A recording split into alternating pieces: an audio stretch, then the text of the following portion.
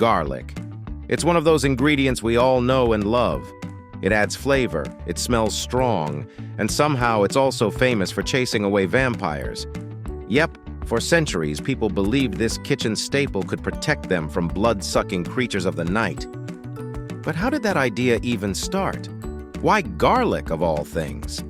In this video, we're diving into the weird and fascinating history of why people believed garlic could repel vampires, and how that belief spread across different cultures and centuries. Let's find out right here on History of Food.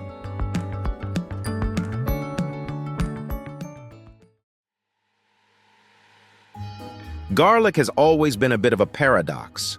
On one hand, it makes food taste heavenly. On the other hand, it makes your breath smell like you've been yelling at a pizza for 3 hours. But way before TikTok recipes and vampire movies, garlic was already famous, not for flavor but for power. Ancient civilizations believed garlic had mystical and medicinal properties. Egyptians gave it to workers building the pyramids because they thought it boosted strength. Greeks and Romans used it as a medicine and even as a protective charm. People in India and China believed it could chase away evil spirits and sickness. Basically, garlic was the original multi-tool of ancient superstitions. So by the time vampire legends began spreading in Europe, garlic already had a strong resume. Pun totally intended. It was the go-to plant for protection, health, and purification. If you had something evil in your neighborhood, demons, witches, plague, garlic was your guy. Now, to understand why garlic got tangled up with vampires, we have to look at where vampire myths came from. Long before Twilight or Dracula, there were all sorts of vampire-like creatures in folklore. In Eastern Europe, you had the strigoi, moroi in Romania, the ufer in Russia, and the Noxerer in Germany. These weren't sparkly teenagers. They were undead beings that crawled out of graves at night to drink human blood or life energy. People back then didn't have science to explain why bodies decomposed weirdly, why diseases spread, or why loved ones got sick after a funeral. So, naturally, they blamed vampires. Someone dies, then a few others fall ill soon after. Clearly, the dead guy came back to suck their life force. Logical, right? Garlic came into the story because people thought these vampires were associated with disease and decay, things garlic supposedly protected against. It was the medieval version of wearing a mask and carrying hand sanitizer, except instead of COVID, they were avoiding Count Dracula.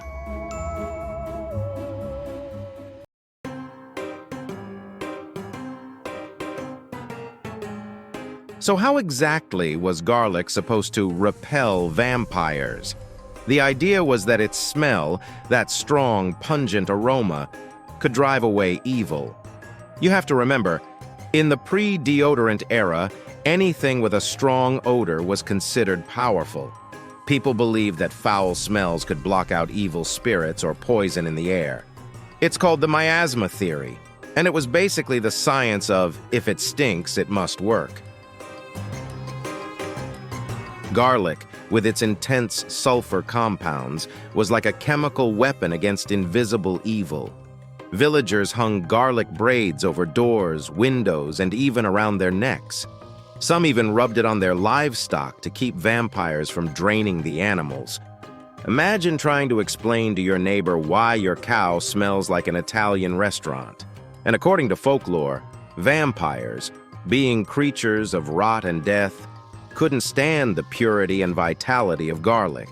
It was the complete opposite of their undead essence. Garlic symbolized life, health, and warmth. Vampires symbolized death, disease, and cold. It's poetic, really. Like nature's way of saying, nope, these two don't mix. Now let's get a little scientific, because it's not just mythology. Garlic's distinct smell comes from a compound called allicin, which forms when you crush or chop it. Allicin has antibacterial, antiviral, and antifungal properties. So yes, Garlic actually does fight infection and illness, just not in a way that involves fangs. In medieval times, when plagues and epidemics were common, garlic was used as a form of protection. Doctors during the Black Death even stuffed cloves into their masks to purify the air. So when people noticed garlic seemed to protect against sickness, they assumed it could also protect against supernatural diseases, like vampirism. If vampires spread illness and garlic cured illness, well, 2 + 2 = hang that garlic now. Basically, science gave the superstition a little accidental validation. Garlic did help, just not against undead night stalkers.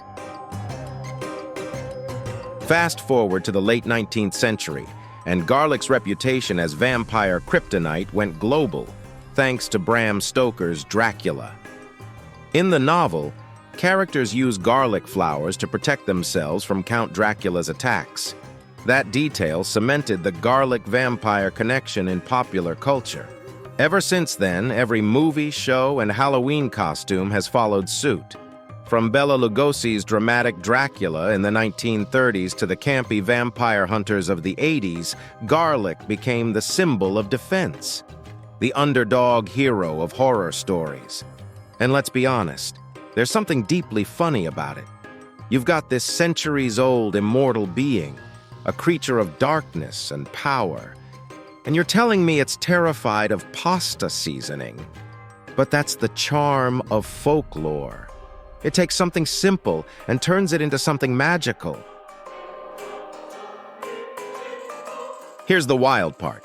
Garlic isn't the only plant that's supposed to keep vampires away. In some Balkan legends, people used wild roses or hawthorn branches. In Greece, it was onions or salt. In the Philippines, it's bawang, garlic again, plus religious symbols like crosses and rosaries. It's like every culture had its own version of monster bug spray. Garlic just happened to be the one that everyone agreed on because it was available, potent, and symbolic of life and purity. Even in places without vampire legends, garlic still had protective meaning. In India, people hung it by doors to ward off bad energy. While in China, it was used in medicine and ritual cleansing. And in Italy, it was believed to keep away the evil eye. See a pattern here? Evil spirits hate good seasoning. So why is garlic believed to repel vampires? Because over thousands of years, it's been seen as the ultimate symbol of life, purity, and protection. Everything vampires aren't. It started with ancient medicine mixed with superstition, spread through folklore, and finally stuck in pop culture thanks to stories like Dracula. If you enjoyed this video, please check out our other bingeable channels. Thank you for watching. If you have suggestions for our next video, feel free to share them in the comments below. We'll be sure to give you an acknowledgement for your contribution.